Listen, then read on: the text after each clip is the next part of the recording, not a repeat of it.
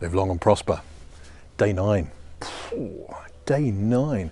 And on day 8, we talked about 9 signs of success, which are not usually associated with entrepreneurial businesses. But my argument is that the truly sustainable, ecologically literate, ethical entrepreneurial business should be judged by its character, not by its cash flow, by its fruit, not by its finances. And so we talked about love, joy, peace, patience, kindness, goodness, faith, gentleness and self-control. Do your clients, your customers feel loved? Do they have peace of mind when dealing with you? Is it a joy to do business with you? Do you demonstrate a level of self-mastery that gives them confidence? All these things are great indicators of long-term sustainable success. And so we need goals in those 9 areas: love, joy, peace, patience, kindness, goodness, faith, gentleness and self-control. If you agree with me, and if you don't agree with me, why are you watching this? So today I want to talk about powerful goals, goals that you can achieve. And powerful is an acronym, a mnemonic device to help you remember how well-formed goals are constructed to be well-formed. And P stands for positive. The first thing we need to do with our love, joy, peace, patience, kindness, goodness, faith, gentleness and self-control goals is to make sure they're framed in the positive. If I said to you, don't think about a rainy day, you might think, well, that's not hard not to think about on a beautiful day like today. But as soon as I say, don't think about a rainy day, your brain has to run a search through its files to think about a rainy day. Don't. So every time we say don't do something, we install the do something in somebody's head. Therefore, our well-formed goals must be framed in the positive. What would you rather have? Don't tell me what you don't want. Tell me what you would rather have. Put it in the positive, not in the negative. So that's the P. The O of powerful is own control. The only kind of goals that you should be setting for your business are ones which are 100% under your own ability, your own control to influence and achieve. So if I said, oh, I want my customers to love me, that's a ridiculous goal. I cannot make my customers love me. But I can say, I want to promote our brand and our business and our services and our products in a way that is lovable. That's the bit that's under my control. So own control. Don't make it dependent on anybody else's contribution. The W is WIIFM, the world's favourite radio station that everybody tunes into. What's in it for me? There must be a huge benefit. I love playing keyboards. I love playing guitar. I love playing bass. I have never learned to properly read music, and I'm nearly 60. I started when I was 10. Just like, well, what have you been doing for those 50 years? And the issue for me is there's not enough of a what's in it for me to go through the pain of learning music. I think that might be changing thanks to my friend Russell Thackeray.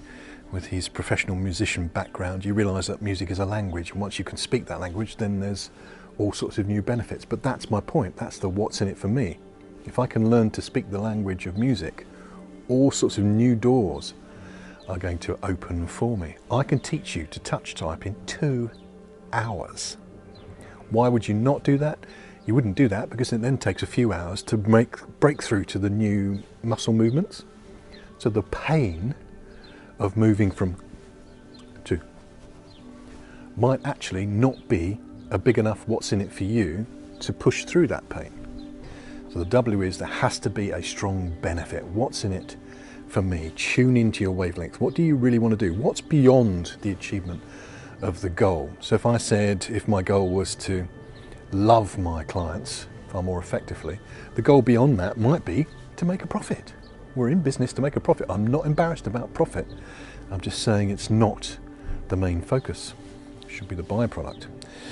So positive, own control, what's in it for me? E, there has to be some emotion in there. All well-formed goals are emotive. They are motivating. Emotion and motivation are very closely related concepts. So how is this achievement of this goal going to make you feel? And you could say they're evidence as well. Maybe there is sensory evidence that you can stack into your mind so that you know when you're seeing the achievement of the goal when you're hearing it, when you're feeling it, but emotion, focus on emotion. The R is realistic, and that's a tough one for creatives because often we jump to this imaginary future which is so beautiful and amazing, and we don't think about the realistic steps to get us there. So if you really want power, it's got to be positive, it's got to be under your own control, it's got to have a strong benefit. What's in it for me? It has to be emotive and evidenced, and it has to be realistic. And that just leaves us F-U-L. So the F is for faith-filled. And here's the woo-woo bit, and it is a woo-woo bit. All of the deeper stuff I've been studying on goal setting says about visualizing it as if you have already received what you are seeking. Now that seems woo-woo to me, I think it is woo-woo, but they are consistent on that. You speak to the mountain, be removed and cast into the sea, and you believe that what you have said has come to pass. We might need a whole different vlog on that one, because that's the deep bit, that's the bit where it all tends to become successful or not happen. Can you see yourself already in possession of your goal? Faith-filled, believing it as if it's already achieved. Woo-woo. The U is unique. So you might think that health and fitness would be one goal. It's not. Fitness and health are two different things. They are unique from one another. If we had a goal to be, I want to be fit and healthy, that's not a unique goal. You need a goal to be fit and a goal to be healthy. So think about the specificity, I don't think that's the right pronunciation of the word, but the specific nature of your goal. Make it unique and as focused as possible. The great time management guru David Allen talks about what's the next physical action step. He takes it down to what one step would be taking me towards that goal. That's unique. Think about the unique steps which are realistic that you can take. And then the last bit, the L, is living. What does that mean? Every new day, and this is good news, tends to be a reboot of the brain.